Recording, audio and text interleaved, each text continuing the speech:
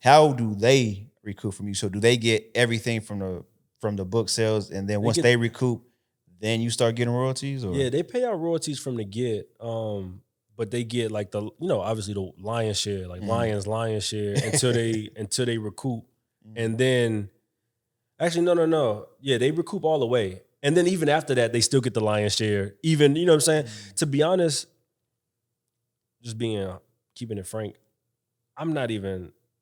I don't expect no residuals. You know what I'm saying? Like I really don't. Like I really don't even, because the advance was so high. You know what I'm saying? So it's like I don't expect residuals. And then again, my deal was unique because I'm like signed to somebody who signed, because you know what I'm saying, the company that brought me on to write the book, they also are participating in the back end. So it's kind of like signing to an artist label. Exactly. And then they got a distro deal. So like signing to Rick Ross, who signed to Atlantic or wherever he signed to. 100%. So it's like, I'm not even, you know what I'm saying? I'm not even thinking about residuals, just being honest. Yeah. But it's like, I don't know. It could be me rationalizing in my own head, but like, again, the advance was so high. It was one book. Like it was, I don't know, bro. I feel like I'm winning. Like no, you won 7. That's 7. Okay, I feel like I'm winning. Like you won. But looking back, would you have rather take less money and then get residuals, or you feel like the opportunity I'm in right now, I know I could write another one? That's kind of so let me get the bag. I kind of feel like that because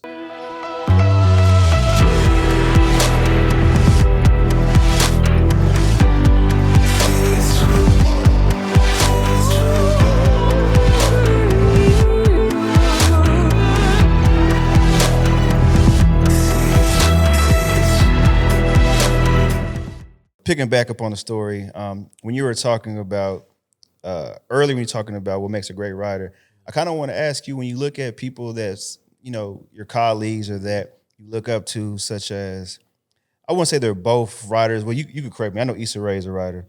Ryan, he's more like a director, right? Yeah, he's a writer-director. Okay, writer-directors. Yeah. What do you think makes them special? Man, I think it's their authenticity a lot of the times. I mean, Ryan always talks about, he tells, like, his company is called Proximity Media, and his whole thing is like telling stories that he has close proximity to, right? Stories that he can tell authentically that only he can tell. And I'm similar. It's like, if it feels real to me, it can feel real to you. Because if I can't even write it real to me, there's no way it's gonna feel like real to anybody else. But I think that's really what it is. It's like, in addition to all those other things I mentioned, it's the authenticity, is being is being close to the story, and being able to tell it in a way that's like relatable and real. Right. You know what I'm saying? Like if you think about Black Panther, the first joint, it opens up in Oakland. Yeah. You know what I'm saying? Where Ryan's from. It's like, for even him, he's like, okay, I'm doing this Marvel movie, but how can I get it as close to home as possible? And again, that just comes with culture. Right. That's being tapped in, and just, you know what I'm saying, that's just being tapped in. But I think that's the thing that really sets them apart, is that they get it. They tapped in, they're authentic about it, and it speaks to a bunch of, not even just their colleagues, but generations, after them, because there's so many similarities in what we all go through as the diaspora. So, and you were mentioning, the influence and that Issa Rae has in Inglewood and Ryan in Oakland, and it's not, how would you say it? It's basically like it can't be duplicated if you're not from that culture. And it goes back to the authenticity piece. It'd be crazy if I tried to like run Inglewood, like if I tried to, stand on, like my art stands on Inglewood. I'm putting Inglewood on my back. That'd be crazy, For me, I'm from DC, and again, DC don't really have, what I'm saying? I think if you were to go, again, culture-wise, if you were to be like, yo, the person out of DC, people maybe say Wale, like that's probably the go-to person. And everybody will have opinions on that. Right. People who are from DC or not, everybody have opinions on what that means.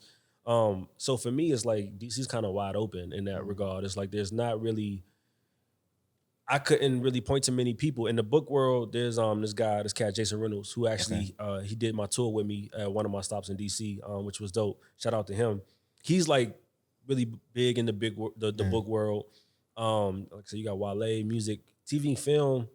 It's really tough. You know what I mean? I mean, there's names that I know, but as far as household names, I don't know, Dave Chappelle, but even Dave Chappelle is very removed from like DC. You know what I'm saying? So I didn't even know that. Yeah. It's tough, man. It's like, but I think putting your city, your neighborhood, all of that on your back kind of just adds more to the authenticity piece. And that's like you put in DC, Bro, the Promise Boys. you know what I'm saying? It's like when people read the book, they're always like, this feels so real. It feels like I was dropped in this city. It feels like I was dropped in this world. And it's because one is DC, two is, I mean, this is what I know. I was a teacher. You know, I work with these boys. I work with this community. These are real conversations. These are real, like literally real conversations. They're real things that I saw. Like basically, and I guess maybe I should give a little synopsis of the book. But basically, it's about these three boys are accused of murdering their principal. Basically, at this all boys charter school that's super rigid, and is an alternative school. It's meant for boys who had trouble matriculating through traditional classroom settings. And so these three boys are accused, all for various reasons. But over the course of the book, you know, it's a mystery. So over the course of the book, they're each trying to figure out what really happened to clear their names. And they're all suspicious of each other. And there's a point in the book, a turning point where they all come together and say, look, we need to put our collective minds, our collective resources together and figure out what's going on here. And so it's a really fun murder mystery, but it's, again, all of these themes on how do we educate our young Black and brown boys. So, yeah. Man, that's, even though it's, you know, a young adult book, it's also powerful because when I think of something like that, like the plot, I wonder how it makes you feel because it's not similar, but, you know, something similar happened with, there's a Netflix movie about it. Yeah, when they see us. Yeah, when they see us. So, like, it's not the same, but it's almost the same. It's like, man, even though this is a mystery, a novel, it's like this happens in real life. All the time, it's right? too relatable. Yeah, so it's like, man, like, it's great that you actually, you know, put that in a book. Make kids wherever early. It's great for them to read about this, but it's also like, man, this is what's going on. This is going on actually in the world. 100%. I mean, just because of the color of their skin, and when they see us comes up all the time when I'm in different meetings about the book because we're making a show about the book too. You know what I'm saying? I was gonna ask that. You were mentioning that you had went to film school. Yep. And I was like, when are we gonna get a movie? When are we gonna get a film? Yeah. So we're gonna be making a show. It's gonna be on Netflix. Okay. Series or movie you said? Series. Series. Yeah. And I mean, we're just in the beginning phases. Like we're just starting to break the pilot and start doing the writing process. But it's really exciting. You know what I mean? And 9 times out of 10, an author's not gonna get to adapt their book for TV or film. Yeah, you're in a special But I'm in a special situation, bro. It's just interesting how it all happened. It's like you're just not gonna hear that. Authors being able to do that. But because my background was in film and and the story is just so close. You know what I mean? It's like I could see that because I need to see it visually. I can see it because there's murder mysteries on Netflix right now that, to no offense, some of them are corny. Yep. But also, I feel like too, film also reaches people in a more in-depth, artistic way because that's one thing that I do like about the arts. You know, because you can, like you said, like you went from film industry. I mean, being a film, them finding you, not you writing a book at all, but eventually them asking you to make a book, write a book, and it's great how you did it too because. Like we've all consumed series that were maybe we saw it first as a series or a movie, then found out there was a book, and then went back. So you're already getting great attention in the audience from the book. Then it turns into series. It's gonna be a whole new audience that's gonna then turn back and get the book. It all feeds each other. I mean, going back to the point because I want to talk about that about IP, but also going back to the idea of like how film and TV reaches people in a different way. Because like books just like generally are not cool, right? Like that's not not on this podcast. No, I mean, we all, you know, we're all like adults, so we all understand. But it's like all of like being a book nerd or being like a bookworm isn't always seen as the coolest thing. Right. And so when I'm like even like I'm doing a book conference this weekend. You know what I mean? Like these are not like traditionally the coolest spaces, right? So it's really cool to be able to take this and then turn it into different forms of art that's more accessible to a broader range of people. But yeah, the IP game, that's where it's at, bro. Because like TV, film industry, all the industries are fucked up. Like all of them. Across the board, they all fucked up. In TV and film, everybody's so afraid to like take a bet on a new idea or a new artist because nobody wants to lose money and everything's becoming very saturated and the money, I guess, is not spreading as far. So what they really look for is IP. Okay. If you got a book, if you got a podcast, if you got a short story, if you got, or if you're already a huge celebrity, right? Like they just want to bet on things that has a higher chance of winning. And so that was another thing for me diving into the book space when I was first approached about it. I was like, yeah, let me do this because it's about creating IP. Because you could take that IP and you have a better chance of selling a TV show or getting a movie made because you got a leg to stand on. Like you said, they can be sure that it already has an audience. So IP is definitely where it's at. I see that becoming a wave. I think for this too, you even have an audience for, young Black kids too. And that's why, like you had mentioned visually, like when we were speaking of the film or turning it into a series, I feel like a lot of kids nowadays, they're not picking up a book. They're not going to the library or they're like, oh, this one book came out. I need to go get that. But they have subscription on Netflix in their household for sure. And so, just not even just Netflix, but overall. And so Disney, making that into a film or, like me, sometimes I bootleg my stuff. So I'll be able to Google it, do what I got to do, and then visually watch it and still receive it emotionally and educationally because I haven't read the book yet, and I already am wanting to read it just for my own son. I want to be able to learn. We're gonna make sure because I always tell him too. Just it sucks with the day and age that we're in. I mean, it's always been this way, but him being mindful of like wearing a hoodie over his over his head, walking, like just being mindful of his surroundings and stuff, and him being in school too. I'm always like, out of everybody in your school, he goes to a private school in Frisco, and so for him, he's like one of like maybe 8 minorities at that school. And I always tell him, I'm like, if you're going to be one of the kids that are going to get into trouble, they're looking at you in a different, it sucks that way, but it's just the way that he has to move or the way that he's being selected out. And, it just sucks. It sucks. It does. It's tough. I want to ask you this about IP because I feel like that's super important.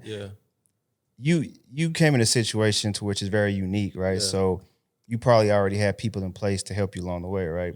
For somebody who doesn't have everything in place, how does this new writer protect their IP? Like what steps do they take? They're writing pages and wanting to send to people to look at it, such as you. How do they protect that from an early stage so that it doesn't get taken by the big fishes? 100%. I mean, copywriting, registering stuff with the guild, the Writers Guild. There's a Writers Guild on West and East. So no matter where you is there a fee for that?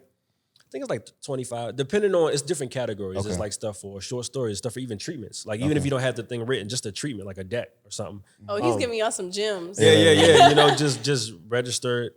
Those are the big two. You know what I mean? Register it and copyright it. But even then, I mean, you still got to kind of take the leap of, because I actually hear that question a lot from people. They're like, how do I protect my stuff? And it's like, I guess the other thing is like, just be sure that the person you're sending it to is like, bro, there's so much scamming going on these days, bro. Like people scam so much. So just be, you know what I'm saying? Just do your Googles and make sure that the people that you're communicating are also like legitimate people. I think that's that's an underrated way to protect yourself. But how is one to know when to trust somebody, especially when you're new into check IMDb, Internet Google movie database, make sure they see what their credits are. I was literally just having a conversation with my homie where somebody had contacted him from the music side. I think it was Columbia Records. He contacted Columbia Records and said, hey, I just want to verify employment for such. And sure enough, the guy had been unemployed there for 2 years. Oh, wow. You know what I'm saying? So it's like, even just verifying employment. LinkedIn is also one of those, could be a little bit sus. But how do you know what I'm saying? Just verify employment, look up their credits, see what they've worked on. I think are probably, sometimes I'll even go as far as like see who's in their network to see if there's anybody in their network that I already know. So you can tap into. You know what I'm saying? I could tap into. So just, I mean, you got to put on your PI hat and really try to make sure this person is legitimate. But in addition to that, copywriting, registering your stuff with the Screenwriters Guild. But what I was going to say too is sometimes shit happens. Like, I sent a script one time that I could tell you probably off camera to somebody, and they came out with, this is really, really big people. And they came out with a show that was, our ideas are pretty much similar. But I already knew that because I sent them the script because I was like, I know y'all are about to work on this show. I want to send you a spec that I wrote to potentially get in the writer's room. And so got in touch with them, sent them the joint, never heard back. When the show ended up coming out like a couple years later, there was at least 3 lines from my literal, like actual 3 literal lines that I wrote that were in the show. And it's like, I couldn't be mad. I was like, it's one of those things I can't really prove. I had a situation where somebody actually kind of like straight up just took an idea. Yeah. And in that situation, again, you got your paper trail. You know what I'm saying? So if anything, I guess that's the last line of defense. If something is legitimately taken from you and you have your paper trail, you can raise a ruckus about it, I guess. Did you do anything about it? Take that as a win. Like somebody was inspired by it, and it sucks that you ain't get your credit. I'm taking everything personal. I'm taking everything personal. I ain't do nothing about it yet. It's one of those things where I'm gonna let them. I want to see how far they get in the process, and then you're gonna hit and them. then I could, you know what I'm saying, and let them go ahead all the way to the finish line, because then I have more leverage. If they pay a bunch of money to do the production, and then I show up at the last minute, and then they already sunk however much money into the production, they kind of gotta fold. No. You know what I'm saying? Versus if I come too early and they're like, well, you know what? Fuck this project. We actually don't need this project anyway. No, that makes sense. Yeah. I don't know how much you want to expose, but I know we talked offline, bro, and this deal is a huge deal. I don't know. I think the number is out, right? Oh yeah. So it's a multi-million-dollar. Yeah. Well, it's over one. It's 7 figures. It's over one. Yeah. I'm gonna say multi-million. Anything over 1 million is over. Plus, you gotta think too. Maybe opportunities that come from that adds on, makes it multi-million-dollar. It starts to multiply quick, especially when you option it for TV and film, because then you got the option, and and in my case, I'm writing the show, and then I'm EPing the show, and so there's back end. I mean, it starts to multiply, and then what it does for your career. There's a bunch of upside. Right. Yeah. So it's a 7-figure book deal. But for people that don't know, because a lot of times people equate deals, they may equate it to like music. It may be similar, maybe not be. Yeah. So like for, music, you may sign a 5-album, deal for this. Kind of talk to us about the structure. This is just one book. It's just, and the book's out, so I'm done. You know what I'm saying? Like I owe nothing to anybody as far as they gave you 7 figures for one book. One book, bro. And of course, like you said, I mean, there's agents and lawyers and and all of this.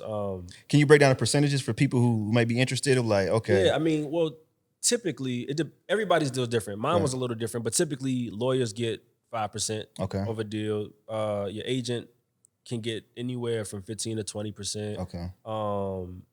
I had a third party, because they were the ones who came to me to write the book, so they got a percentage. So it was bust down, but like, but yeah, man, still love. It's still yeah. Okay. It's still a couple figures than what I had. It's still love. So I manage an artist, right? And our thing was they gave. With the advance, they gave a little over 50% up front. Yeah. And then so I said 60% up front, and then like 40% once we turned in the product, the deliverable, right? Was it similar to some of yours? They gave you 100%. Like I haven't been paid out fully. I think how many marks did I hit? Ours was 5 stages. It was the first 20% was upon signing the deal. Okay. Second 20% was the first draft. Third was for the finished draft. Okay. Last one was for publication of the hardback, and then the last one is publication of the paperback, which usually comes. I forget the exact timetable, but hopefully it should be sometime in the next year or so. So, so they same type of thing. They broke it down because they ain't going. Man, you run off. You know what I'm saying? Run off that shit so quick. So, they definitely make sure that they, you know what I'm saying, keep you on a leash. But I mean, like that's what I'm saying. This is going on now for a couple. Like the book's out now, so like it's crazy because all of that happened, and now I'm done. I'm out. You know what I mean? And I'm good. So I'm sure at some point over the next few months I might be like, y'all should be sending me a check soon. You know what I'm saying? I'll check in. Yeah. But I'm good. And then I had a book come out in October. That one was a little different. Okay. That one was a 3-book deal. So that's what I was asking about, because I know we talked offline about this deal. Yeah. So that one was a 3-book deal. And it was something. Now that one was cool because it was just 2-step. It was 50% on signing and then 50% on delivery of the book. So that one was, and for all 3. So I already turned in book 2, and I have book 3 due in June 1st. I have to turn in book 3. Okay. But then I'm done. And that was another 7 or 6 figures? That was 6. Yeah, that came first? That came first. Okay, so now it's like, man, you can't do nothing less for 7. That's what I'm saying. Right. That's what I'm saying. Can't do the bar is set. Yeah, they gave me 7 for 1. So yeah, that's what I'm saying, bro. It's like the next. I mean, and it's all because like that one was a middle grade. So typically, it's picture books, little kids, that's probably you see your lowest amount of money. Then middle grade, actually chapter books, then middle grade, then YA, then adult. Of course, adult is when you get into, YA and adult, you get into the bigger numbers. Right. So, I have a middle grade graphic novel that I'm gonna probably take out soon. Okay. So, that'll probably be in the 6s. Potentially, that one's a series too. So that one, say I did a 5-book deal, then maybe I hit 7 figures just because that one to be bust down over, 5 books. Nice. But as far as YA, adult, and even on the screenwriting side, like I'm trying to really set my rate pretty high. So that's fair, because you got a feature film coming out. Yeah, well, it's feature film in development. Oh, feature film in development. Yeah, and with Mandalay Pictures, which basically means there's a studio behind it that's saying that they're willing to produce this, which will get the financiers to give us the money to go make it, right? Kind of gives me some validity. So that's in development. I have another feature film that I haven't even taken out yet that I'm trying to take out probably in the next couple of weeks that I would love to get, get that one going too. So, but my goal is to make my first feature film like this year, or at least get it set up, at least have the money in the bank to be ready to like rock and roll. Because again, with the whole TV film kind of landscape, for me, somebody like me, a writer director, once you write a TV show and like you're the executive producer, creator, like an Issa Rae with Insecure, once you do that and you direct a feature film like Ryan Coogler's first, film, Fruitvale Station, you do both of those things and they're good, of course, given that they're good.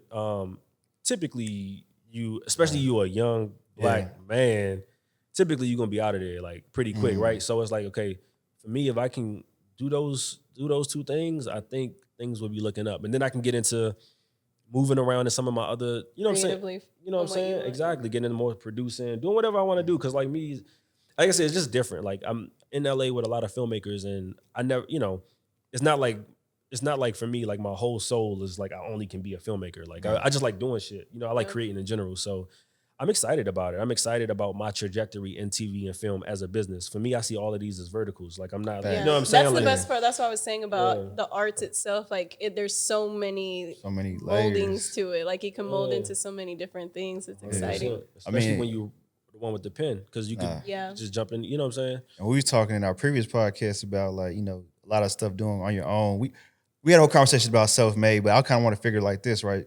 Yeah. You're a writer, director, artist, producer. So it's like you can do a lot of stuff on your own. So like, let's say you create a project, you can write the script, direct it, score the music. Yeah. You know what I'm saying? Is that like would that be like one of your goals or epitome? Like I want to touch every part of one project. 100%. Yeah. I want to write it, direct it, do the music, produce it. Acting it too?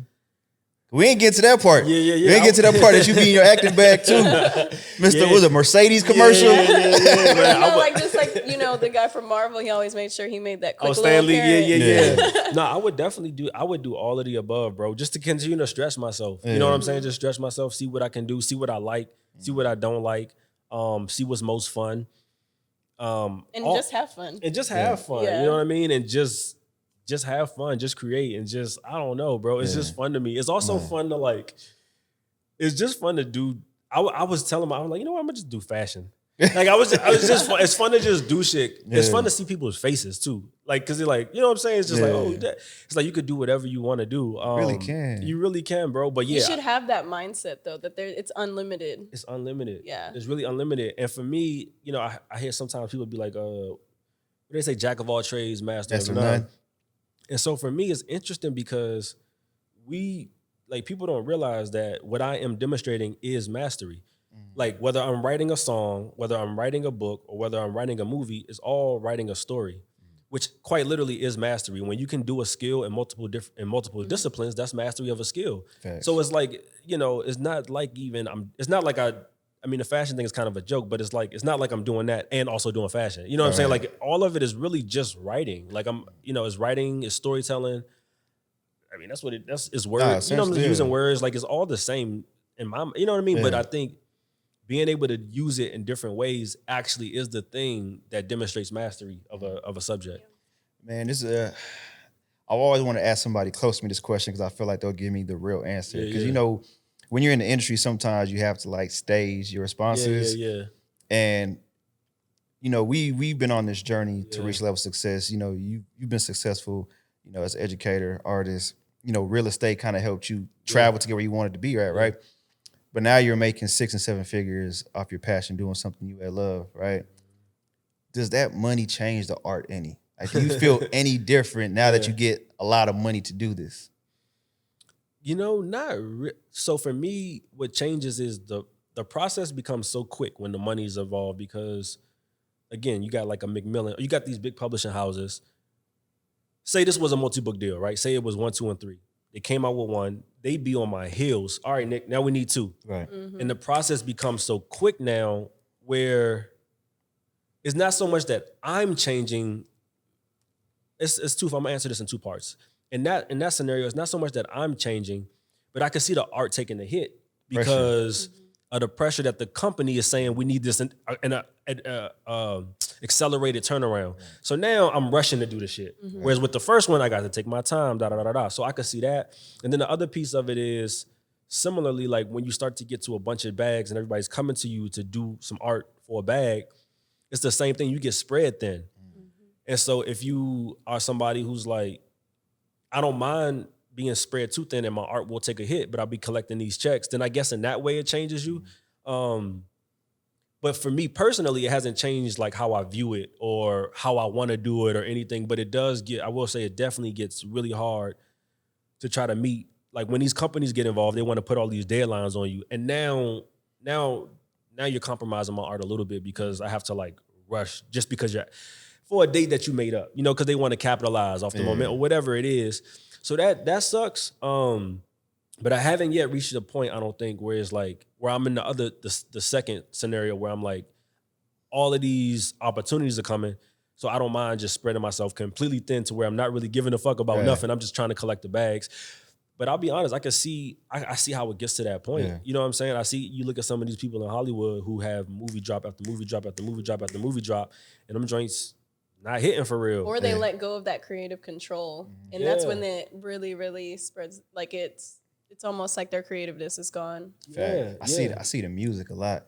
Music too. Yeah. You know, you get attached to arts early because like, man, this music is amazing. I resonate with it. Then it gets to a point, it's like, what happened to that dude? Yeah. I feel like a lot of people do that because they, you know, it's that structure. It's like that backbone for them because they don't have, you know, they're not already in the industry or they have that direction. So when they have somebody that can back them up, it's easier for them to just be like, okay, you give direction. You take the reins. Yeah. I mean, and when you get in the money, I mean, like I said, I could see it. I could definitely see how it happens. And then there's also like I was just saying, I mean, you know, like you said, you're working with an artist. I don't know how y'all's situation been, but you can imagine if they all of a sudden it was like, okay, we need an album in 3 months. You know, if it starts to put that pressure on it.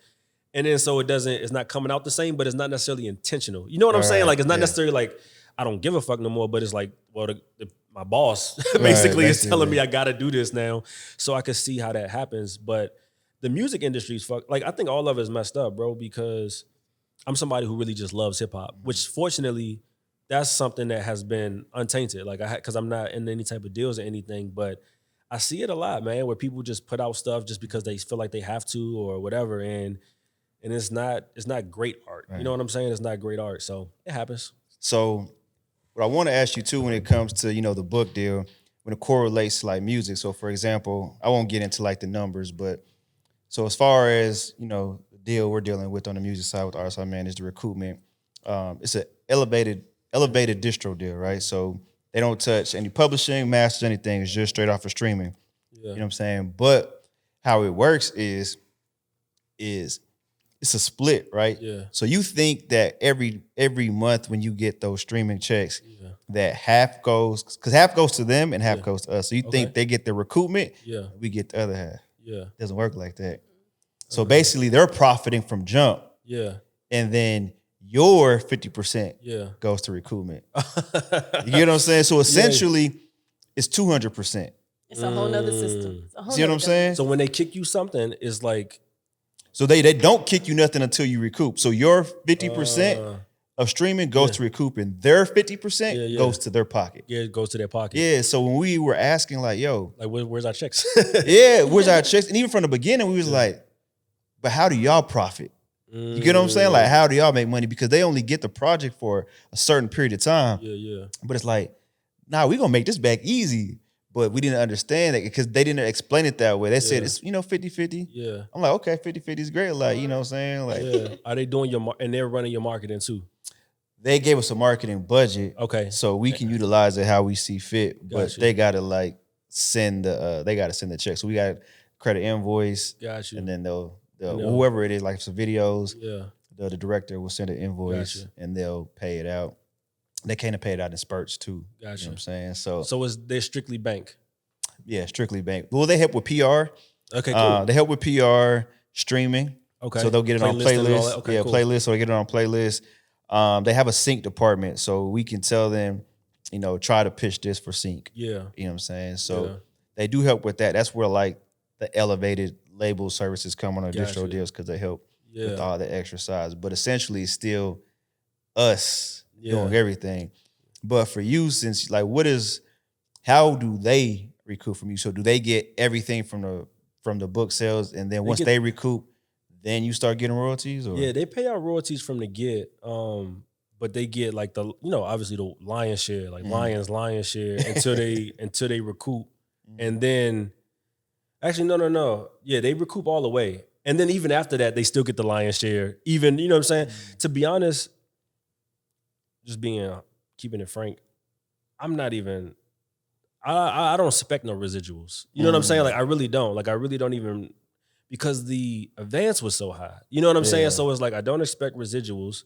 And then again, my deal was unique because I'm like signed to somebody who signed, because you know what I'm saying, the company that brought me on to write the book, they also are participating in the back end. So it's kind of like signing to an artist label. Exactly. And they got a distro deal. So like signing to Rick Ross, who signed to Atlantic or wherever he signed to. 100%. So it's like, I'm not even, you know what I'm saying? I'm not even thinking about residuals, just being honest. Yeah. But it's like, I don't know. It could be me rationalizing in my own head, but like, again, the advance was so high. It was one book. Like it was, I don't know, bro. I feel like I'm winning. Like, no, you are 7. That's 7. Okay, I feel like I'm winning. Like, you won. But looking back, would you have rather take less money and then get residuals, or you feel like the opportunity I'm in right now, I know I could write another one. That's kind of so let me get the bag. I kind of feel like that because when it's like that, similarly with the music shit, like I feel like what they're gonna do for my brand and my name and like what they, like you said, the PR and the press and all of that, like all of that is worth it to me. You know what I'm saying? Like I could have.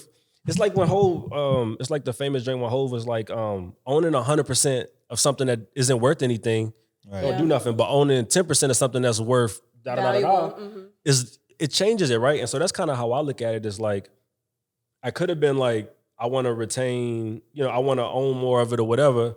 But then they wouldn't go so hard because it's my, you know what I'm saying? And you have there's so much depth to the book itself. Like you can turn it into a film and more. So you're getting bang for your buck. Do they get any part of that? Not at all. Okay, see? That's a good point. Not at winning. All. See, that's what I'm saying. Not at all. That's the crazy part. It's like, and going into it, I was like, that was my whole play. And I don't think they even understood that. You know what I'm saying? Not like they was being tricked by it, but it's just, I'm so unique. You know what I'm saying? When it comes to this space, is like, so for me, I'm looking at a whole bunch of other plays. I'm like, cool, well, we'll run this and then I'll take it over here. They don't see any of that. You know what I'm saying? So, but it's honestly, like we talked about earlier, they still gonna win from that, because when the series comes out, then people gonna buy the book. Buy the back to buy the book. 100%. So it's because it's gonna be on there based on based on the book. Yeah. So like perfect example, The Hate You Give. My daughter loved that film. I bought that book 3 times because she kept losing it, but it just shows like she was like, man, let me go get the book. She was reading. She had it on her. She wanted to read. That means she had it on her a lot. She was leaving the joint on the buses. Yeah, exactly. She left it in Panama. So last time I went to Panama, I'm like, man, let me get leaving this on back. the plane. Yeah. Let me get this back. But so it's like essentially they may not get residual from that, but they know that book. They're gonna get more buy-ins from that book off anything. And maybe it does earn out. You know what I'm saying? Eventually, and that and stuff will be kicked. But it's like, it's cool to be in a position where I don't even have to work. I'm not even worried about it. I feel like that's the enjoyment of purpose. Like there was a purpose of them reaching out to you to have the book, and then you being able to expand the book into a more in-depth way. And so that's 100%. Yeah, it's like it's more than 7 figures for sure. That's how it's gonna add up to it. That's it's how gonna I add look up. at it. It's really the thing that's starting my career. You know what I'm saying? So it's like, I would have, especially at the time, I would have wrote the book for 10 grand. You know what I'm saying? No, it's real. So Yeah. so touch on it one more time. So how they find you? Through like an agent had read one of my scripts. It's one of those type of games where like a book agent had a script and she repped the person that Okay, and she got your scripts. So like where was you sending your scripts out to, just so people can get context? Yeah. So I wrote this mystery script and it was based on basically this old comic book called Ace Harlem. Ace Harlem is the first Black comic character ever. It precedes Black Panther, all of this. I was trying to figure out about who had the rights. I wrote it with my co-writer and my producer on the TV film side. He's also a novelist, right? So we sent it to his agent so she could look into the rights for us. Oh, okay. And the characters in the story are all Black. My co-writer's white. And so, she kind of knew. She was like, okay, who's Nick? Like, and she's like, oh, this is Nick idea. And she's like, well, shit, who's Nick? I need to talk to him because she fucked with the script a lot. And I'm sure he probably gassed it up. He was probably like, yo, Nick a beast. Like, because we met at film school. And so we talked. And again, she just vibed with me. She was just like, yo, like, you seem to have it together. Like, you seem to know what you're talking about. I know I rep another writer who's from DC who worked in education, who she's been trying to crack this idea. She doesn't think she's the right person to do it, but you sound like you might be. You know what I'm saying? So, and that's kind of how it. So it's just this that cosign. It's that cosign. That cosign. Not to be corny, but y'all see how that bro, in a couple levels. on a couple levels. Yeah. We go back to, so we talked about being self-made. Like, even though it took all your energy, creativity, it still was those cosigns helping you get. And it's gotta be. It really does, because I mean, for at least what I've seen is, I don't know how else you get into the room. Unless it's, what is it called? Nepotism. You know what I'm saying? My people's not from Hollywood. You know what I'm saying? My people's not from the industry. I didn't know nobody. And again, it's like, it's like cosign, but also I put myself in that position by going to the #1 film school. You know what I'm saying? It's like, if I'm like, okay, I'm trying to be in film, I need to go be around the people who's in the industry, right? So like, they say preparation and opportunity. Yeah. You know what I'm saying? It's like, you gotta put yourself in that position to get the cosign. You know what I'm saying? And so I put myself in that position, and people use the word manifestation, but it all worked. Yeah. Because literally it started with a plan. Look, I'm gonna go, all right, Ryan Coogler did it. I'm gonna go to this school. I'm gonna learn everything he learned. I'm gonna meet the same people he met. You know what I'm saying? It's all in the actions for sure. And it's like, you just gotta put the work in. What's amazing about your story is like, man, we talked about this earlier, but it's like, I love Dallas, but that same blueprint you just laid out, it's not gonna happen here, because you had to put yourself to where people are gonna look for writers, directors, film. You know what I'm saying? So depending on the lane or the business you want to be in, you need to be where that business is booming, where people are looking for that business. And that's the difficult part about entrepreneurship, is because like, man, we want to do it where we're from. Just like you want to rep, you know what I'm saying, DC, same with us, like we want to rep Dallas, but at the same time, you got to go where people are at that's going to see that, take you to that level. That's why we travel, and like, we're bigger than just saying, hey, we're just Dallas. Yeah. We know what it takes. Yeah. No, you got to. I mean, and even if you're not in Hollywood, I mean, some people will go to conferences and stuff, like, sometimes conferences will pop up, and I'm just naturally like suspicious. I've always been really suspicious of some of the like I know Rick Ross got the big, come be a boss. Yeah. We talked about it earlier. You know what I'm saying? It's like a lot of that shit seems scammy to me, bro. Like, I get real turned off by that, because you know why I get turned off by it and why I have a chip on my shoulder about it is because I've always been a dreamer. Like, since I was a kid, I've always been a dreamer, and I hate people who take advantage of people who are dreamers. Like, you see somebody has a dream and you sell them a fucking wolf ticket and say, oh, I can help you get on, pay me $500 and I got you. Oh, yeah. I just hate that type of shit, because you just take, you know what I'm saying? Yeah, and more people are abusing that too, especially during pandemic, because I see so many courses, and I'm like, this is the same course I saw on YouTube. Courses. For free. Hold on, and you're not even an expert. And you're not even an expert. Courses, masterminds, masterclass. It's every industry, somebody like, bet, if you could do this, I'm going to sell you a course, or I'm going to teach you how to do it. And I get it. But what I would say, the only thing I would say for the dreamers who has been getting scammed is like, okay, I've been to a couple conferences, and I'm like, I'm not learning nothing from this. Yeah. But you sound good, I'm but a you look hustler. like a lie. So I'm like, all right, I'm not going to learn, but I'm going to get some money out of this. I'm going to get my money back. So I'm going around meeting people, figuring out who may need advertising, who needs to do an interview, who needs to get the word out. And then I find 2 people, I done pay for my trip, my hotel. And now that- I got, you know what I'm saying, a 100%. new episode. I got advertising. Yeah, and you got a nice brand. So like I feel like when you move in those spaces, it's easy for you to, not easy, but it's easier for you to do your thing because because of the work you've put in and building your brand. And so I'm sure you meet somebody at a conference and they check you out. It's like, oh no, this Nah, for sure. he's legit. You know what I'm saying? You definitely gotta have the work in. You put the work in. So I totally agree with that. If you could get a free trip and some networking out of it, man, but definitely get my money back. you gotta be prudent. You know, you gotta be prudent and just know, like, all right, to your point, if you are gonna go, have your own agenda.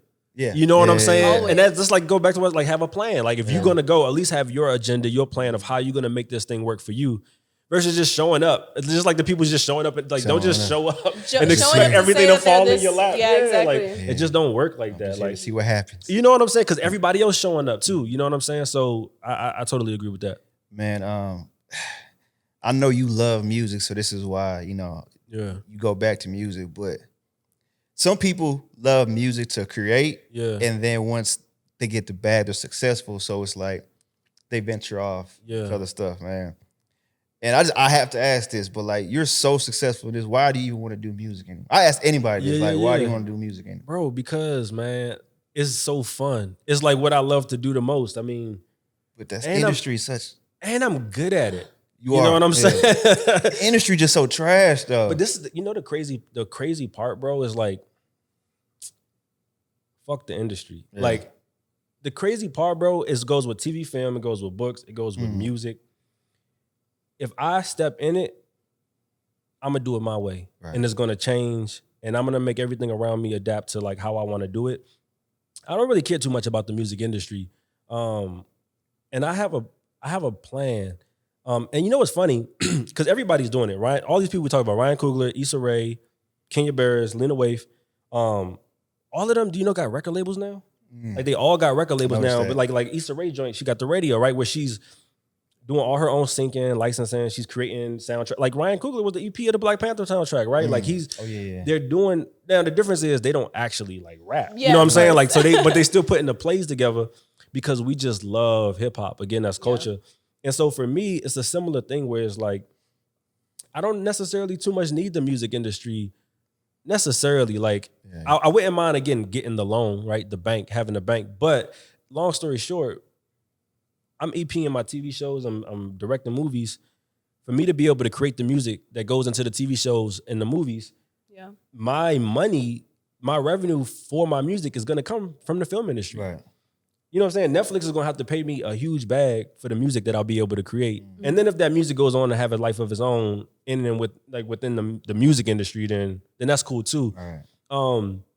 Yeah, bro, but it's really fun. I think a little bit of it too is like, I was thinking about this a little bit. To be honest, I've been thinking a lot about it, like, because the thing about being a rapper, like, is so funny. The people we look up to the most, like in our culture, be rappers.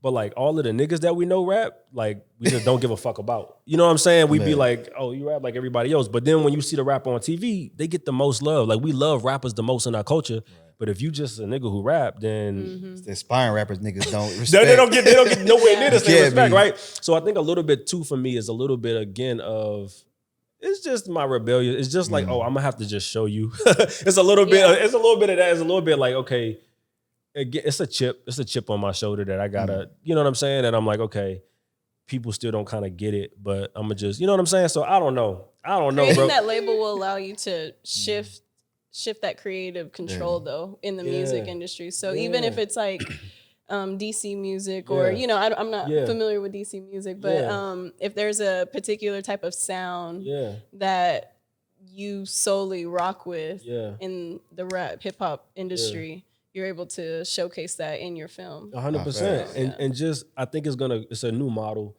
that, again, I'm uniquely qualified for. You look at somebody like a La Russell, because the other thing is like making money in music is hard, right? I literally just seen today La Russell put up a whole thread about how he just did 2 shows and lost money. Like I just saw that on the plane when I was. For real? Yeah, he was like, in a moment of transparency, he just literally, this is on my way here. I just saw that, right? Making money in music is hard. So for me, it's like, I'm just it's like getting in the TV industry is hard, but if I did it through a book, same thing. It's like, all right, getting into the music industry is hard, but if I do it through TV. You know what I'm saying? I'm just coming at it from all of these different like angles, just trying to make it work. But it's a very, very valid question. I know a lot of niggas probably look at me like, why this nigga still rapping? Like, why he I just dropped the album. Like, and then people like, why? You know what I'm saying? Nah, definitely not. But it's just like. But I also feel like with music too, music has such a huge impact and influence on everybody's like their daily lives, like how they start the day, when they go to work, when they're trying to zen at home. So I feel like you got to get people to listen to. Got to get people to listen. That's the hard part. And you know what else we got? I'm my biggest fan. I don't need nobody. No, for real. But you know what is kind of crazy too, and it goes back to the idea of like the aspiring rapper versus the rapper. It's like the industry has got us convinced that the only time you can be a rapper is if your face is in Times Square, right? Mm-hmm. Yeah. If you painted this, you a painter. It don't matter if your shit's in the Louvre or not. Mm-hmm. You are a painter. If you make a sculpture, you're art. Like in every other discipline, if you do a thing, you do the thing, right? It doesn't have to be in the American Art Museum for you to consider. You can go on Instagram, just say, you're an artist. Rap is the only thing where they got us convinced, not me, but they got a lot of people twisted in this idea that like unless you are trending on the main stage, then you're not really a rapper. But it's just like any other art form. Like if you do the thing, you do the thing. Like if you make songs in your mom's basement, you still a rapper. You know what I'm saying? That's why a lot of people love SoundCloud versus the mainstream platforms like Apple Music and such, because it has a lot more underground. And music is like the only art form that people put a time limit on everything. Like, if you were 45 and you're talking to somebody and like, you know what, I'm gonna write a book. People are like, man, do that. I can't wait to read it. I'm gonna support it. But if you're 45, I'm like, I'm gonna drop an album. Oh man, they gonna look at you like, they gonna think you are insane. You don't go feed them kids. You know what I'm saying? But it's art. That's true though. It is. It's so true. But it's art. I mean, I don't know how else to say it. It's art. It's like. I think it definitely, society definitely has people boxing other people. And because it goes people may say, oh, you being in the film industry, they wouldn't think that they wouldn't provide you more opportunities with writing a book or vice versa. You know, some people who know that you've written a book, they're going to box you in as just a book writer. And an author, for sure. And even with that, talking about that though, would you, at this point, I doubt it, but unless you just want to get the art out, what do you think about like self-publishing? Yeah, that's one of the things, like, you know, in my mind, I guess it depends on your goal. You know, like if you're Kevin Hart, if you're trying to make a bunch of money in books and Kevin Hart, then self-publish because you got a big following. He self-publishes? No, I'm saying if you have a brand that like is that big where like self-publishing makes sense monetarily. You know what I'm saying? And it also depends on how much money you put into the book. Like, because I don't know, I'm kind of with the self-published thing, I'm gonna think about it more in just numbers. You know what I'm saying? Because then it becomes a numbers game for me. But I don't think anything's wrong with self-publishing. It's just I self-published. You know, remember Yanni? Like Yanni books and shit. Yeah, you had that in schools. Yeah, exactly. So like he would take. So I was trying to think about the numbers. Yeah. How I'm gonna make money off of this? Like I could do it, cool. But I know I don't have a name recognition to make the money back from getting these illustrated and getting these printed. But if I go sell them to school, you know what I'm saying? I'm just thinking about the schools to pay. Got the schools to, you know, I go to a school and sell it. Just those books, right? Those little picture books. 9 of those with a curriculum I wrote. Like just that one set is $300. Whereas if I were to sell those in the store, it'd be $10, right? So that's $90 for the 9 books. But I'm selling it for just because it's correct. You know, you just finesse. Facts. Yeah. So it's like for self-publishing, I think it's cool depending on what your goals are. Now, if you're somebody who's like, yo, this is where passion comes in. It's just like, yo, I just love to write, like with me and music. Right. I just love to write books. This is what I really want to do, but nobody's giving me a shot. Then I'd say self-publish all day and like just to like get the practice, get your name out there, because similarly with me, when they came to me, the one thing I did have to show was my Yanni books. So it's not like I was able to be like, whether they cared or not, they probably didn't really care. They just wanted somebody to write the book. But I was like, yo, it's not like I've never written a book. You know, I have these Yanni books and I've self-published. Because the other thing that shows too that I'm realizing in the industry, people want to see that you're going to get the job done. You know what I'm saying? A lot of times it's not even about how good you are. Sometimes because they can always hire an editor or hire a ghostwriter Right, or yeah. hire this. It's about, are you going to get the job done? Are you going to, and for me in particular, you know, how you speak, like, because they're going to send me on the road with this book. Right. Can you talk about this subject in front of a bunch of people Can and you articulate your thoughts? and articulate, you know what I'm saying? So if you're somebody, even just being able to prove like, yo, I can complete projects. Like I've self-published all of these books. Even that just shows like if I was somebody making the hiring choice, I'd be like, even if I'm reading through the book and there's like a couple typos or even that, you know, it's all levels. You don't want typos in your book. I'm just saying. You know, but there are. I read some and I see a typo. You don't want typos in your book, but I'm just saying, even just completing the task, even for me as somebody who's already looking 5 years ahead and saying, I'm going to be in a position where I just want to hire people. Right. Even me, if you complete the task, I know I'm going to look at you like, okay, I know you'll put the work in. If I say, hey, I need this book in 3 months, I don't know if it's going to be really, really great, right. but I know you'll have the book written. And then from there we can work it out. So sometimes that's what I would say about the self-publishing. Sometimes there's a lot of factors that go into it, but I wouldn't knock it for sure. I did it. Got you. Yeah. I don't want to skip. Just asking because he's thinking about writing himself. Man. Yeah. I wouldn't knock it. And again, you got a brand. You know what I'm saying? Right. So it's like, I mean, you already selling magazine. You know what I'm saying? Like you got a brand, so I could totally see it. Don't juice him up. Don't juice him up. No, but not to skip over the Yanni, because that's the gym itself, man. Yeah. So like, what was the process of getting into the schools? And you talking about selling for 300? Like, how many of those were they buying at the time? Yeah, man. Was it like a profitable situation towards like, it's going crazy, or it's like it's cool? It was profitable. I mean, my first, I left my job. Well, that was partially because of the property stuff too. But like my biggest check actually is when I moved to LA, and I got like my biggest not check but contract was with the school in Alabama. I forgot how many sets they ordered, but the total came up to around $10K. And like that was, here's the thing about the Yanni books. I wrote them, they were done, right? Like I wrote the 9 books and they're done. So I'm going around selling these and I got them illustrated, they're done.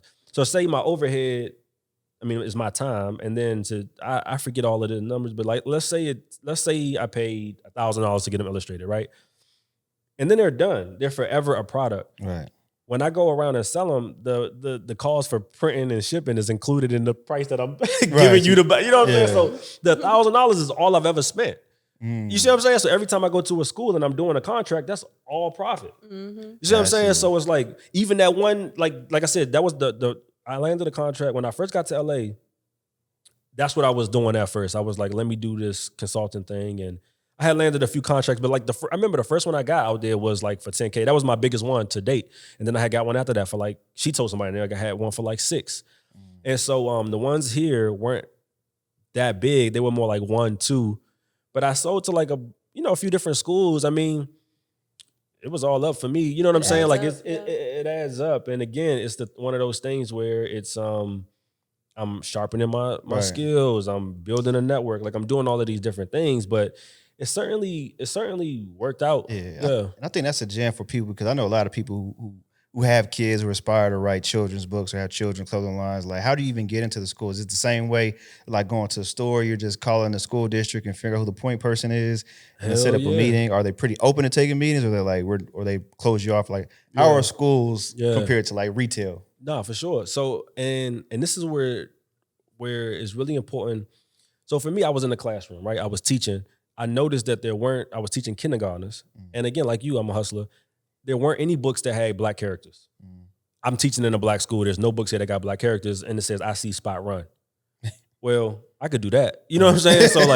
So that is what kicked it off. I was writing the books. My principal I was finding pictures online to match the words I was saying with a Black girl. I like pitched it to my school network, and they gave me seed money. They actually, now that I'm thinking about it, they had gave me seed money to get them illustrated first. The school I was working at gave me seed money to get the books illustrated so that they could use them in our own charter network. And so that's what kicked it off. And then from there, when I moved to Dallas, I was working with an organization called Teach for America. And so I was already working in the schools. And so I would do my job and then kind of just be like, oh, by the way, you know what I'm saying? I do this thing. You know what I'm saying? So for me, it was easy. But I would say that, going to the schools. Oh, here's what I did, bro.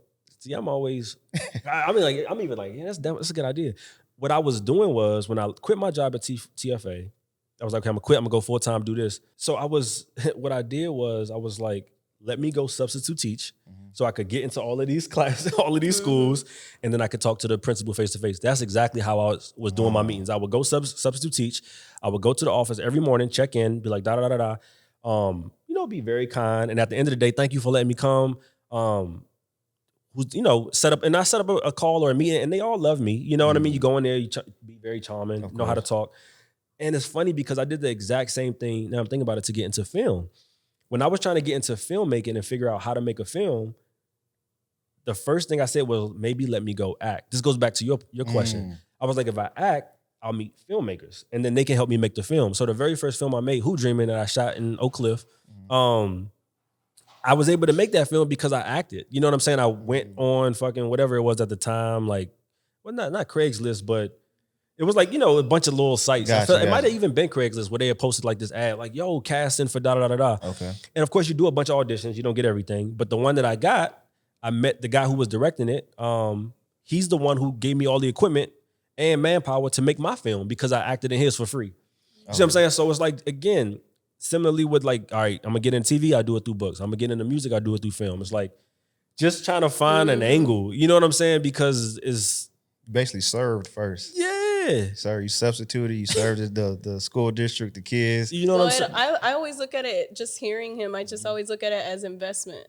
You know, like even the money that you got for your book, you're gonna put back. Yeah, it's time. Like time and money, because time and money. But that's how life works, man. That's how I look at people whoever wants to get into industry. Like, you serve first. Like, let me go volunteer. Let me see how I could assist, be of service, and then become an asset. Be a student. Yeah, and then naturally people want to see you win because you invested your time, energy, resources into them. So that's it. I mean, it's similarly with even COSIGN, like you said, in Milana. I forget how. I think it was either.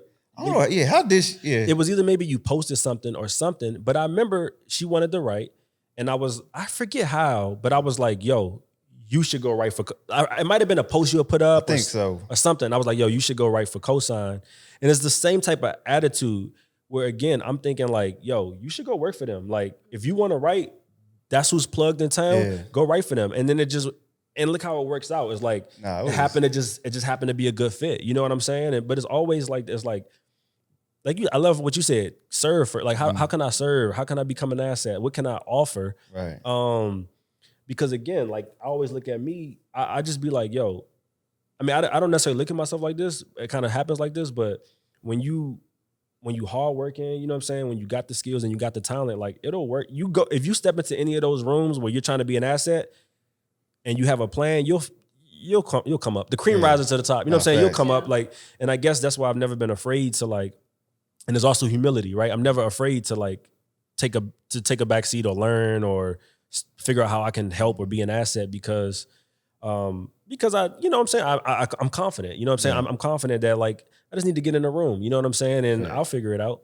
That's one thing I know people can't say about you, because you really hustled and worked your ass off. I mean, at one point I want to say in LA, you was working for Uninterrupted or? Yeah, I was working for Spring Hill. Spring Hill. It's like, when we was doing Space Jam, actually. Yeah. That's crazy. Yeah, it was working for Spring Hill while I was in school, was interning there. I just came off of, it's been a minute now, but I did season 3 of Mandalorian, which just dropped yesterday. I was assisting one of the executive producers, Rick Famuyiwa, who he's a classic, like, director. He made like The Wood and Brown Sugar and the movie Dope. Like, he's an A-list director. So yeah, bro, you gotta do that. You know what I'm saying? You gotta kind of pay your dues and learn. And, you know, I was happy to work for LeBron.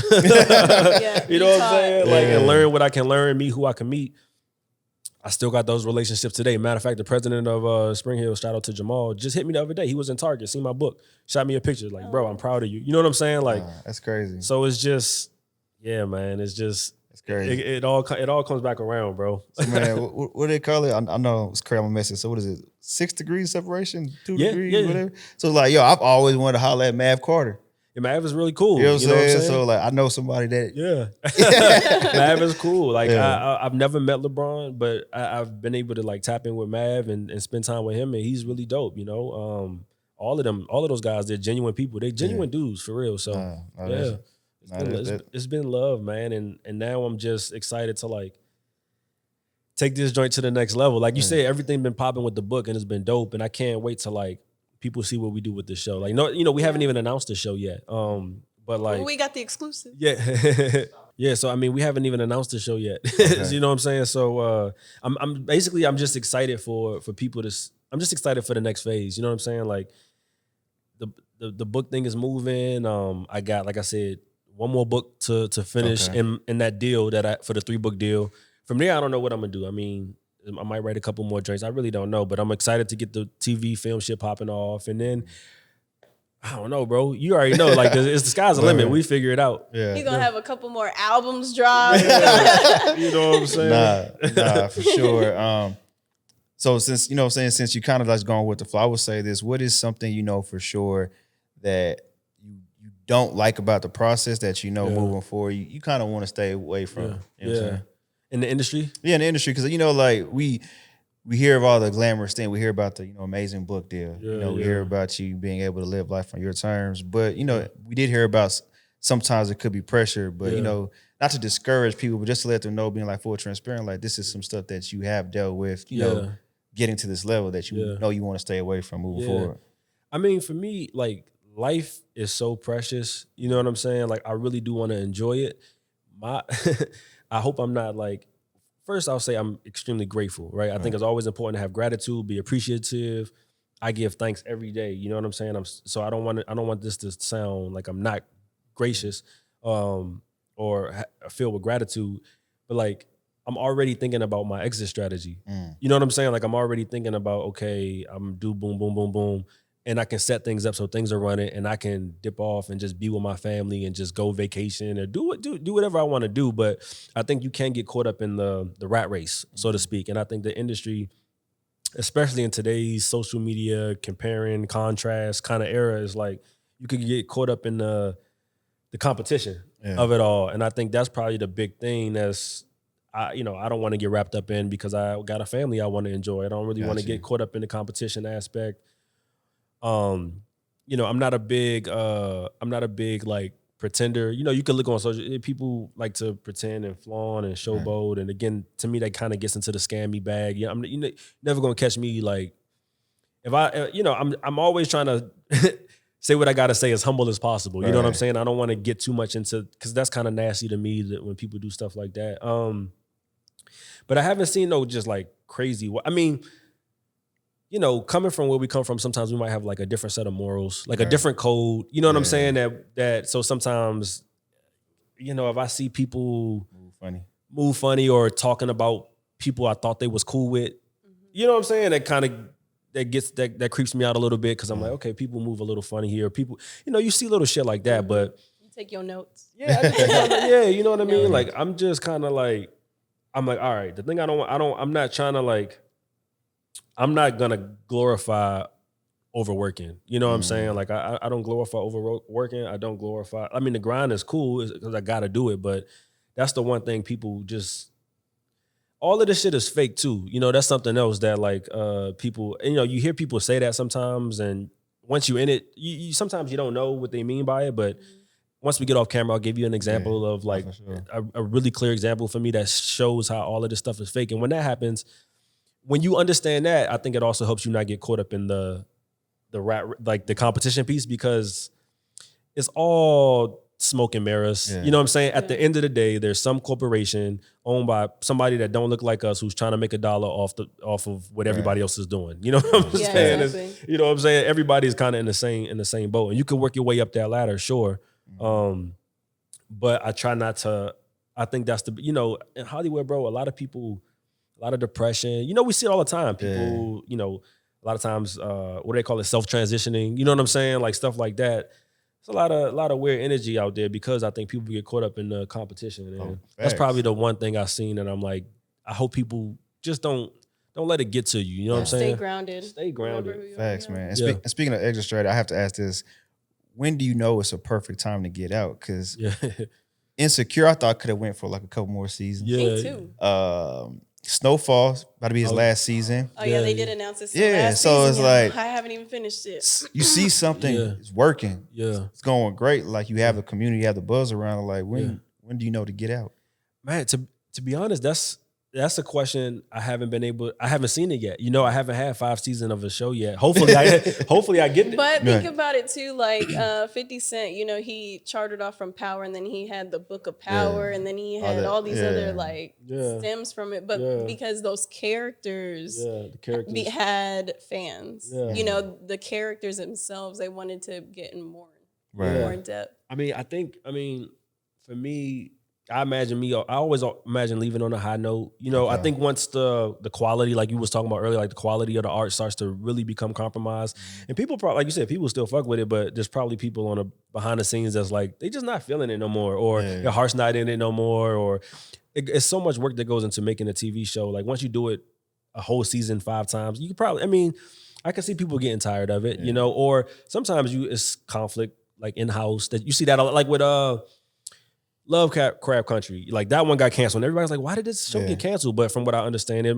was conflict, behind the scenes. So you just never know. Then you guys see, and it takes too, I feel like, the audience as well, because not everything is for this season, if that makes sense. Like there's some people who have for me, nowadays I love seeing all this Black film. Like back then you didn't see as much of it. Yeah. And so now that you're seeing, we have Blackish, you know what I mean? And so there's times too where people feel like they may have a creative idea and they're like, you know what, I don't think the audience is gonna grasp. Facts. Yeah. Shit, you had how many seasons of Sopranos or fucking Grey Anatomy? Grey Anatomy. I ain't never watched neither one of those. But how many Friends? How many seasons is that? Hella seasons. How come we can't have something that lasts? It's like almost like a lifetime, because Friends, like for me it was Martin, but they ain't got nothing. I agree. No, Martin. It's been like, if you really, that's what I'm saying. Like if you really going, because Insecure, I do feel like it kind of ended. They rushed it. I did not like the last season, but they rushed it. In my opinion. Yeah. But she also chartered and made rap shit. Yeah. Yeah. When you got when you ask like when to get out, sometimes it's a new opportunity. Yeah, exactly. A new opportunity comes up, and that's when she started showcasing her music label in rap shit. Well, kind of, right? Well, 100. Yeah, they did it in Insecure too, but like the amount of money she's probably like.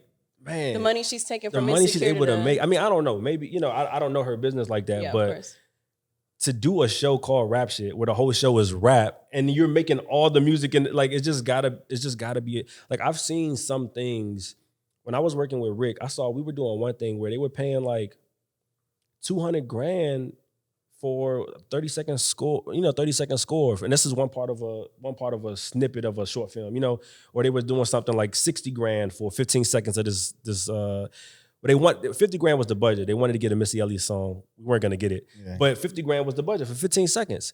I just had a song license for a Netflix movie called They Clone Tyrone. Shout out to Joel Taylor, who's the director. And so it's like, and actually that was Radio was the company that was running the music supervision for that joint.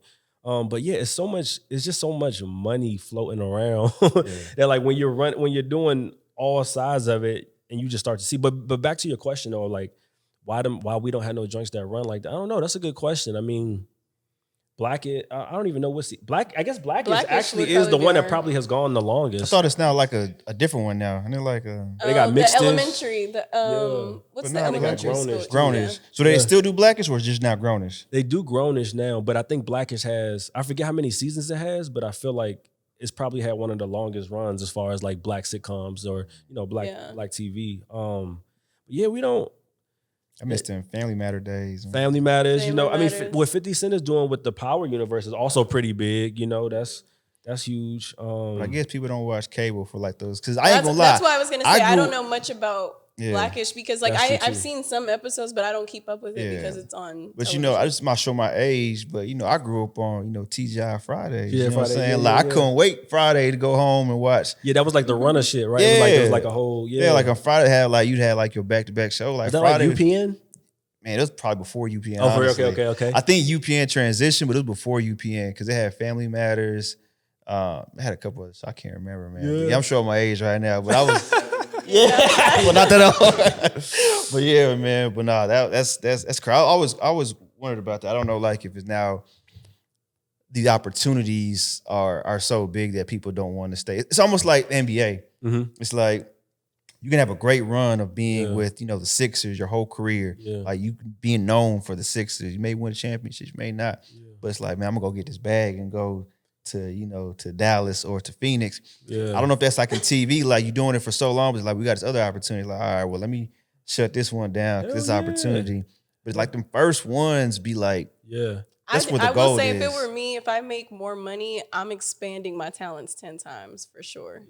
Like since I've got money from doing this film, I'm gonna step into like it's unlimited. So why stop there? Yeah, people. The bag is a big motivator, especially when they talking hundreds of millions. When they get some of those overall deals, it's a big motivator. You know what I'm saying? Like I think the sports analogy is a great. Even thinking about like my man Lamar Jackson, right? Who's like, I'm not gonna renew my contract. You know what I'm saying with the Ravens. He's like, yo, I'm a become a free agent so I can get them. You know what I'm saying, the max. I don't know now his. Did it work? I'm about to say based on how the season went, I don't know if how that's gonna go for him. But imagine he balled his ass off. They went to the play or whatever, and now he's like he's got all the leverage. He's got all the leverage, and so it just he might go play for fucking the Browns. He don't care, maybe. But if he getting paid the most money in the league, he ain't. It just depends on what your people want to cash out. And I guess for me, it's like, I don't know. I mean, I wouldn't mind cashing out, but I also like to put out like quality content. Right. You know what I'm saying? So like for me, that's where where it's really important to build strong teams. Because if I build a strong team, I could trust that I could step off and the team that I've put together, that I've assembled, they're going to continue on the legacy and the brand. Look at somebody like George Lucas, who, made Star Wars, right? He makes the Star Wars movies, he builds his company, and we see what Star Wars is. It just keeps going up and up and up. So now they have a series. And they got tons of series. They got, they literally got so many spin-off series. They got Mandalorian. They got the other joint that just came out. What is it? I forget what it's called. But they got hell of them on Disney Plus. They got a bunch of Star Wars series. Boba Fett. They got all of these joints. So, man, that's kind of where I'm looking. It's like, okay, I can't do it alone. I got to build a strong team. And I think some generations before, particularly the ones before us, they looked at it differently. It was more the crabs in the barrel. You know what I'm saying? I'm a hoard of resources, hoard opportunities. A lot of that. Take all the resources, all the opportunities, because again, survival mode, right? And so I'm just trying to get out of that mindset. Going back to like when you talk about friends, there's a correlation right there. We talk about all these white shows that have been able to live on. A lot of those creators not operating from survival mindset. So they're not hoarding from they're not hoarding opportunities and hoarding resources. They okay to give you the game. I'm gonna train up all of these other writers so I can go do this. Whereas we want all the money. We want all the money to ourselves because we operating out of survival. Because of how we came up. You know what I'm saying? So we're not teaching everybody else how to do it to where it's got to be us, and then the content goes, or the quality goes down because we're trying to do it.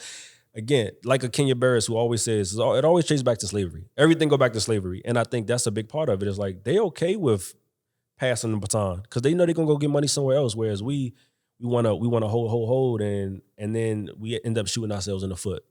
So it's probably something in there to do with that. No, that's real. That's a great segue, man. But I want to ask this before we get out of here, do the closing, and make sure y'all get the Promise Boys book. But absolutely. I want to ask this though. You touched a large part when it comes to creativity. You touched music. You're still touching film, writing. What if you had to summarize everything? What's your biggest piece of advice for an aspiring creative? I don't even want to just say writer or author, or film producer. What's your biggest piece of advice if you had to summarize? Yeah, I guess you can't be afraid to. I mean, I don't want to be too. These type of questions always end up in a cliche. But like one thing I would say is like that I noticed is a lot of creatives they don't even put their stuff out. They'll make a song or make music, they won't put it out. They'll write something down, won't put it out. I guess it's just overcoming that fear. You know what I'm saying? Like overcoming the fear and just doing it. Again, which I know isn't a lie. It doesn't, sounds kind of cliche, but you got to just do it. I mean, that's, you know what I'm saying? I've met so many people who they say, I want to do this, but they haven't done it. I've met so many people, they always like, yeah, I wanted to do that, or I thought about doing that, but they never done it. And it's like, I don't know what that is, or they have done it, but nobody's seen it, or whatever. It's like, you just got to do it, keep creating, keep putting it out so people can see it. And and let God do the rest, I guess. No, that's real. Because I mean, if you want to summarize that, that's like if you didn't put out, the Yanni book, if you didn't put out, the what was it that you did with your co-writer that ended up getting? Oh yeah, Ace agent? Harlem. Yeah. If you didn't put that out, the agent would have never found it. But you wouldn't land the deal that you have now. Or you probably would have, but it may take a longer time to do it. But the fact that you put work out that people could see, experience, feel, talk about is how you got here today. So I definitely co-sign that piece of advice. Even though we do say it's cliche, but it's real. It's real. It's real. It's cliche because everybody says it because that's the answer. You know what I'm saying? You just got to do it. You just got to do it. Yeah. Honestly, you just have to do it, man. But before we get out of here, bro. Yeah. I wanted to talk about Promise Boy. We talked about, the process, the deal, man. You told us the synopsis, bros. I had to get it. Yeah. My boy signed it for me. I'm going to go check it out before I let my daughter read it, man. But what do you want the readers to take from this, once they read it? Yeah, man. I really want us to examine how we educate our Black and brown kids and underserved communities, right? Like that's kind of the big message. Also to the kids, I want to inspire them to advocate for themselves, give them vocabulary tools to do so. We're all, because your daughter, I forget how old you are. She's in high school. Yeah, she's 15 She's now. 15, yeah. So like me, I'm kind of just coming into fatherhood. A lot of people I know are just coming into fatherhood. And it's, we're starting to have kids and it's like, I think for a long time, with so much going on in the world, some of it we've talked about, the education system is like the last thing people talk about. People rarely talk about how we educating our kids. And me growing up in DCPS and then going back to teach, it's like, bruh, it's fucked up what they doing to our kids. Black men in particular, we fucked up. Like Black men are fucked up. You know what I'm saying? Just as a whole. And a lot of it is because you go back to them, you know what I'm saying, them neighborhoods that we come from, and it's just nobody pouring into them. You know what I'm saying? And like the parents a lot of times are doing the best that they can. If you listen to any teachers who teach in these communities, one of the biggest things they'll tell you is that it has to work in the school and it has to work at home. And a lot of them don't get the cooperation from home that they want. And that's, again, by design. That's a systemic issue, right? I'm not placing blame on nobody because I understand it's a systemic issue. But it's just, this is a cycle we're going to continue to find ourselves in if we don't go back to the beginning, which is the education system. And so for me, it's just like, it's a fun read, it's a fun ride, but also how can we start to push change in our schools and underserved communities? And, I'm here to like spark that conversation, hopefully. No, that's real. I got my copy from Amazon. Is there a way that they can get it directly or where? Man, you could get it anywhere books are sold. Amazon, Barnes & Noble. Amazon, Barnes & Noble, your local bookseller. I always like, support your local bookstores, Black-owned bookstores. Like I said, it's in Target, evidently. I didn't see it in airports. I'm like, this is crazy. lit. So it's like you could get it anywhere books are sold. Man, and you can find me. I got my website. It's just the Nick Brooks, TheNickBrooks.com, thenickbrooks.com. You can find me on Instagram, official Nick Brooks. Twitter, who is Nick Brooks. You know what I'm saying? You could Google Nick Brooks. And then, you know what I'm saying? You'll see my mug right there. And you could just tap in, man. And just, people just, I'm really encouraging people to just tap in with me. Mm-hmm. And just because like the two things I understand is that I'm going to continue to like push. And I understand that like right now there's a machine behind me and there won't always be a machine behind me. And so I really encouraging people to just tap in with me directly and just become a part of the vibe. And like, for me, I'm just about building and maintaining and, together we make something shake. Nah, facts. That's definitely. My man ain't say it because he being hella humble right now. But go check out the album. Go check out the album. Yeah. So we we talked about music a bunch. So I write and record music under the moniker Ben Kenobi. It's another Star Wars reference. Kenobi with the E at the end instead of an I. But I just dropped the project, A New Hope. Just came out at the end of beginning of February. This is the third in a trilogy, right? So in 2020, I dropped The Return of the Jedi. 2021, I dropped Empire Strikes Back. And then, like I said, end of February, I dropped A New Hope. So go check that out. And let me know what you think about that too. You can find me, official Ben Kenobi, who is Ben Kenobi, same type of shit. Or you go to my website and you'll see everything there. tap in ASAP. You know, us at COSIGN Magazine, we co-sign my guy, Nick Brooks. And we co-sign with more than just word. Like I said, I ordered this, but I could have hit him up. I'm like, yo, let me get that. But nah, I'm going to get it directly from Amazon. I appreciate Show my support. Yeah. Shout out to Suki for always being a great co-host. You know what I'm saying? Tapping in with us, man. This was a lovely addition. I appreciate it. Of course, man. You know, this mug right here. This is the level up. We leveling up. But, you know, support COSIGN, support Nick Brooks, cop the book. Yes. You could like, share, comment, subscribe to the podcast, and you can see everything we have going on. Until then, continue the COSIGN life, and we out. Peace.